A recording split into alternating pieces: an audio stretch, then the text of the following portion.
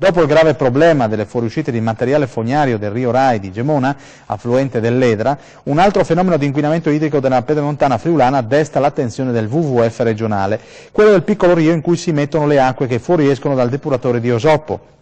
Da diverse settimane, segnala l'associazione, le acque appaiono scure e addensate in corrispondenza degli argini fino a formare dei veri e propri banchi melmosi simili ai liquami che entrano nel depuratore per essere filtrati. Una situazione segnalata dal PD cittadino agli enti competenti al WWF, cui sono prontamente giunte le risposte dell'ARPA e del Consorzio Acquedotto Friuli Centrale, che però non tranquillizzano l'associazione ambientalista. Le ultime analisi dell'ARPA, afferma il sodalizio, risalgono a gennaio, precedentemente alla comparsa dei liquami. È perciò urgente che vengano fatte nuove analisi che si provveda quanto prima alla bonifica del sito per evitare che le piogge di questi giorni favoriscano la contaminazione delle sorgive di Bars e delle acque di falda. Il CAF, dal canto suo, ha riferito di provvedere mensilmente ai controlli sulle acque in entrata e in uscita del depuratore e che l'unico parametro fuori norma è quello dell'azoto nitrico che però, dice il Consorzio, non può essere causa del deposito dei fanghi.